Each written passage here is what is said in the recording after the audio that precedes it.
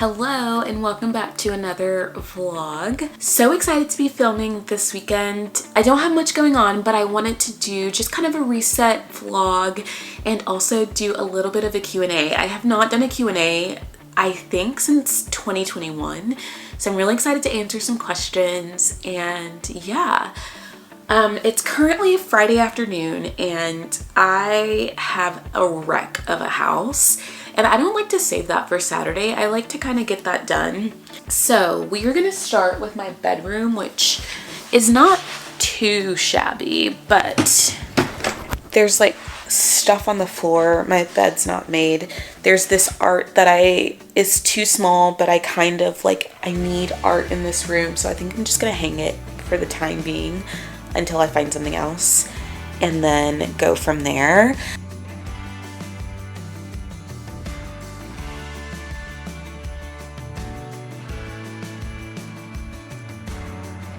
I think that looks a lot better, a lot more put together. I do need bigger art, but that is not in the budget right now. So we're gonna leave that there. And yeah, I also need to order a king size pillow because I have 3, but I need 1 more. So I kind of have the questions segmented a bit with different topics.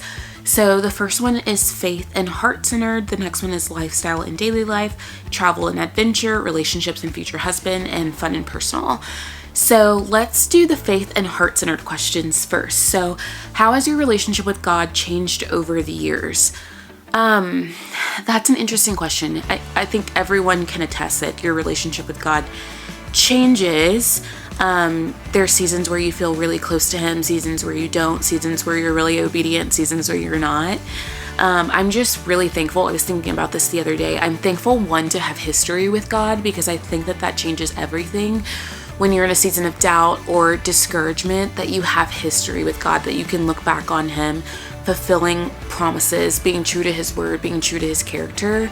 I think that's really special. And I think that ultimately you always find your way home. You always find your way back. And I think that is incredible. Okay, so the next question is, what does your quiet time with God actually look like? I like this question because, again, it's like one that changes and shifts. I was just having a conversation with my friend right now who was asking like if I was doing any kind of Bible study or Devo. And I am right now. I'm doing a Daily Grace Co. study. I really like theirs, about your identity in Christ. So my quiet time is so different always. Definitely dependent on the season. I feel like summer has been better for me because I have a later start at work.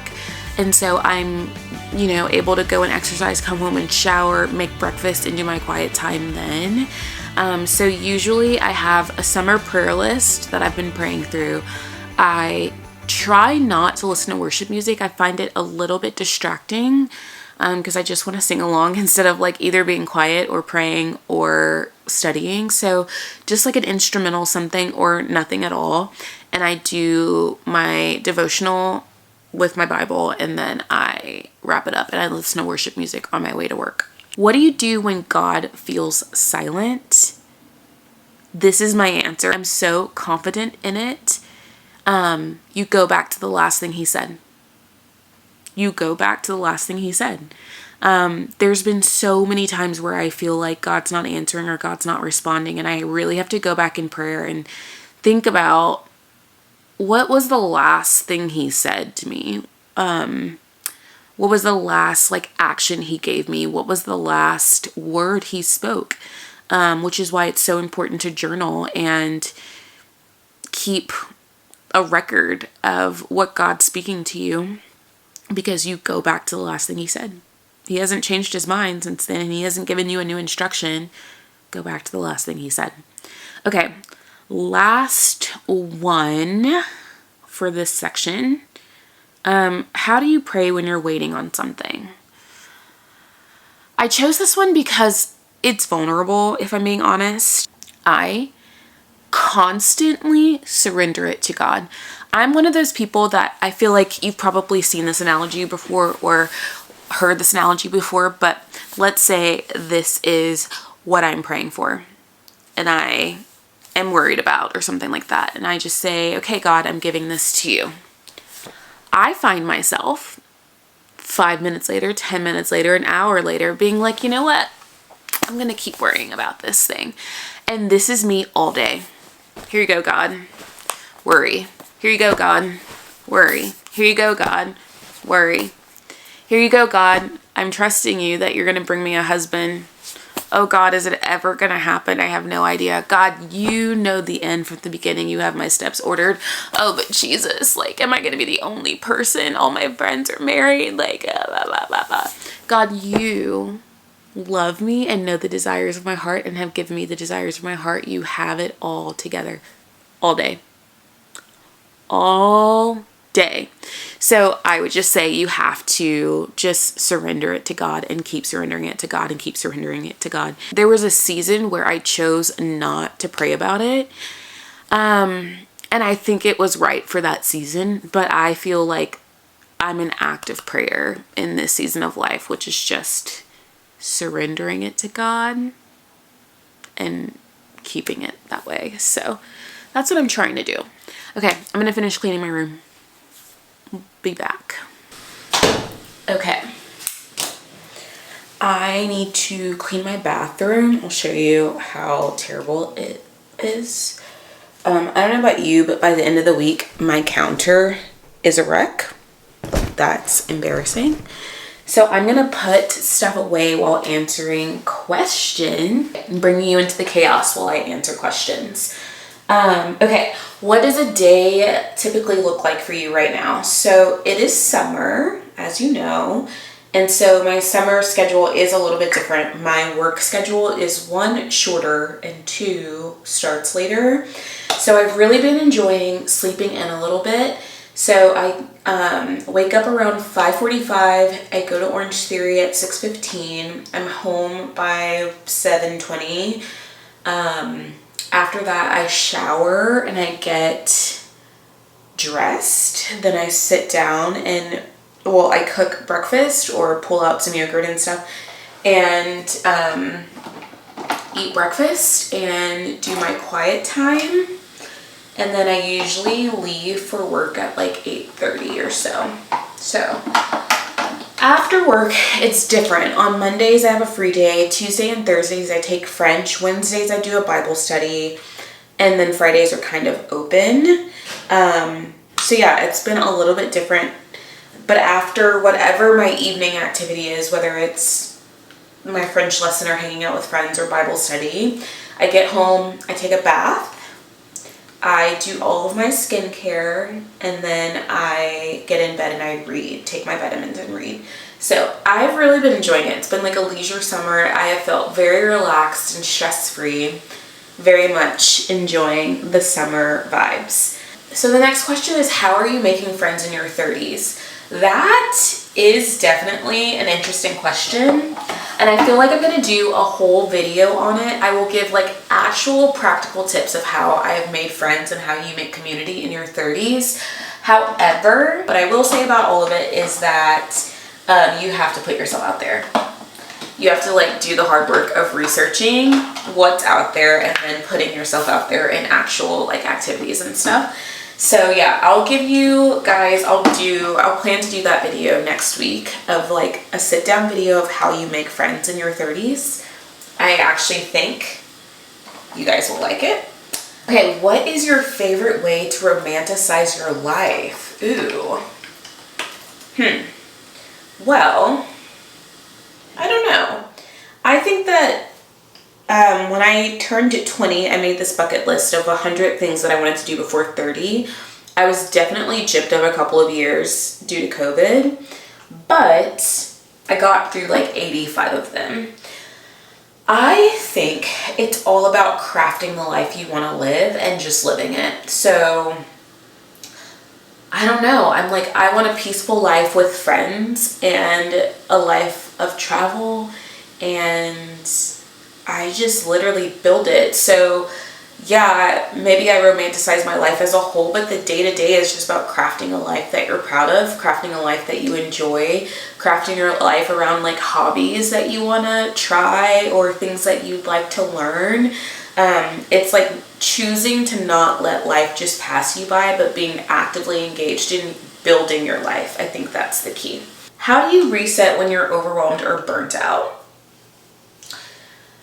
Okay. Do you ever feel like weekends like aren't enough time for you to like actually reset? It feels like you blink and you're back at work. I have gotten into the habit and rhythm when I feel myself burning out. So I try not to let myself get all the way burnt out. But when I feel myself burning out, I try to take time off of work. Intentional time where there's nothing to do. You know, it's not like I'm taking off work to go to a doctor's appointment or taking off work because someone's coming in town.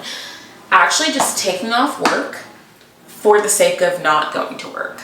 And that has been really helpful. And again, just like doing stuff that you know will fill your cup. Turn your phone off, be quiet, or if you are a connector, be intentional about connecting with people. I think those are like really easy ways to help burnout. And of course, like submitting it all to the Lord, because He's the only person that can actually fill your cup and actually, you know, supernaturally make you feel better. So those are my hot tips for that. What's one non-negotiable in your daily routine? Okay, obviously, like reading my Bible. So let's skip that one. You want to know what it is? Sunscreen. It has really changed. I have these dark marks on my face, and the dermatologist was telling me, like, all the skincare in the world is not going to get rid of those dark marks if you don't wear sunscreen. Like, sunscreen is the thing that's going to help it from creating new marks as well. So, sunscreen, that's kind of boring, but it's the truth. Okay, I've literally gotten very little done over here, so I'm going to turn you guys off. I'm going to take a shower and do my skincare, and then I'll be back to answer more questions.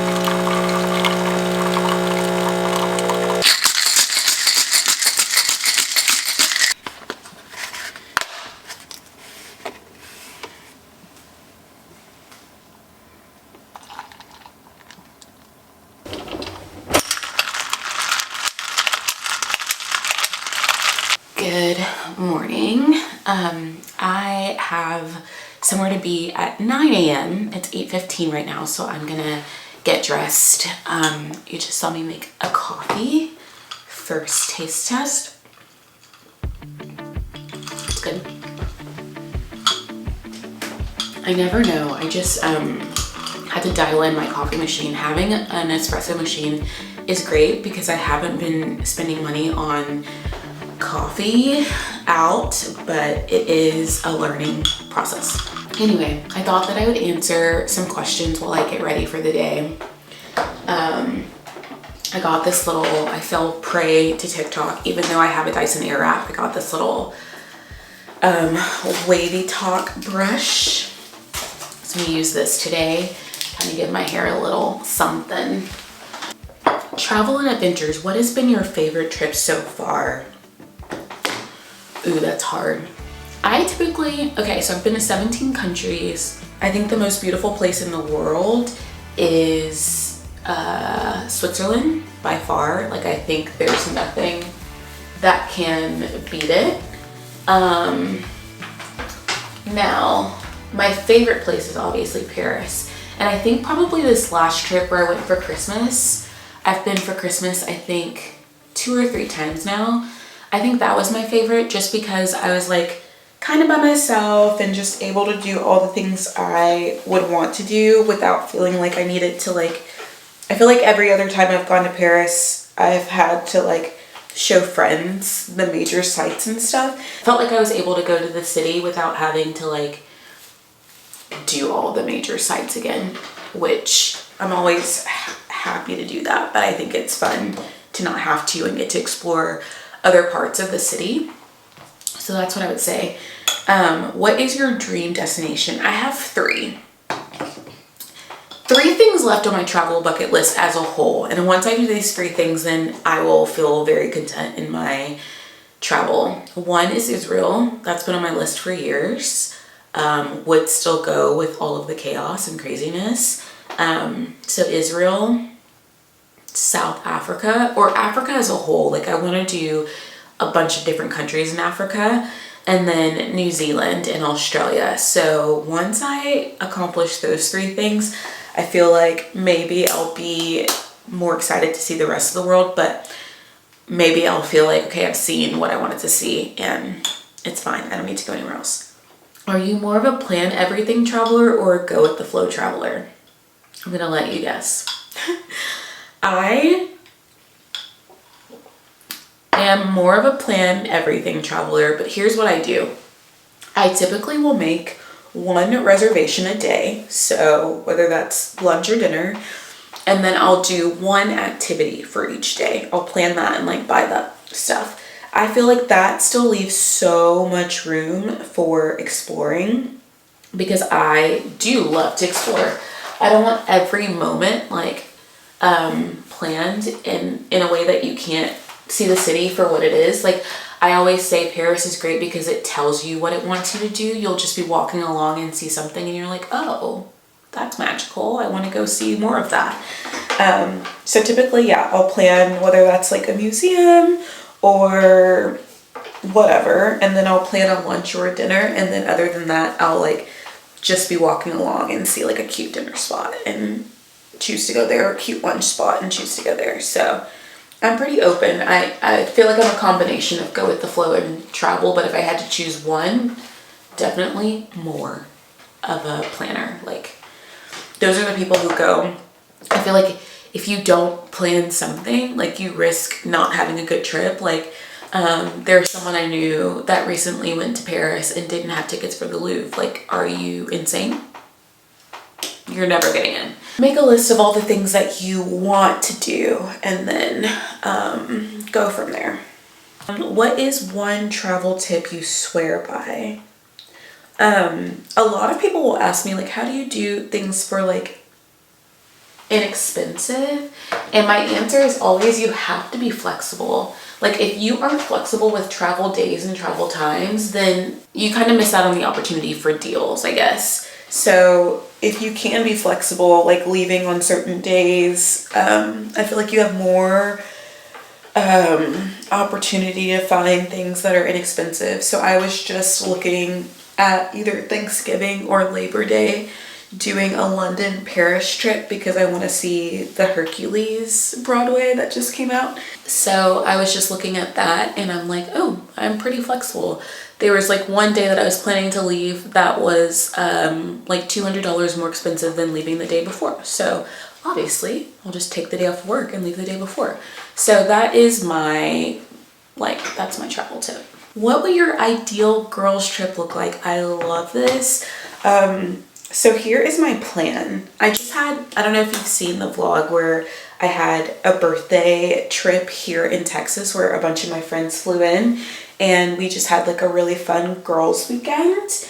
Depending on how eager or ambitious I'm trying to be, I think either my 35th or my 40th birthday, I want to get a chateau in France. Like not in Paris, like in the countryside of France. I want to have all of my friends come and I want to like have a chef and like, yeah, I plan to like do it big, you know? Okay, I'm really distracted and I feel like I'm not doing a good job of answering questions right now. So I'm gonna finish doing my hair and do my makeup and then maybe I have literally like 20 minutes before I need to leave my house. So I'm gonna wrap this up and then maybe we can answer a couple of questions before I leave for the day.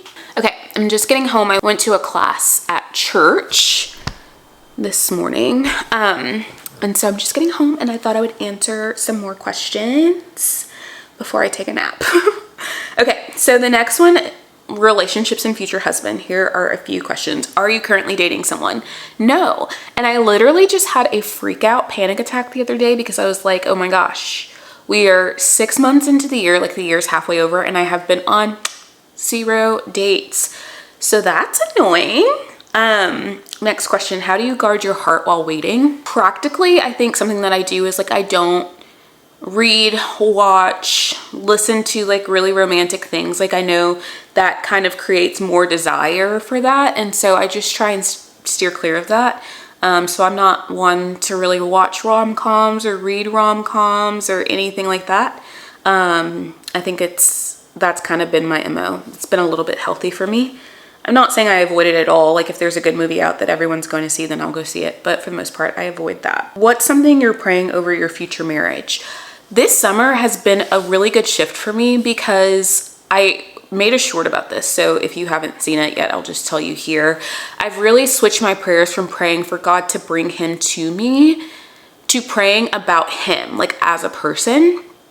So it's like not this desperation thing, but praying prayers of like, I know God's going to do this, so I'm just going to sow seeds here. And that's been so good. So there's really not much that I've been praying over marriage in general. I've been praying about his character, his integrity, his community, his family, and just focusing my prayers there. And that has been a good shift for me this year.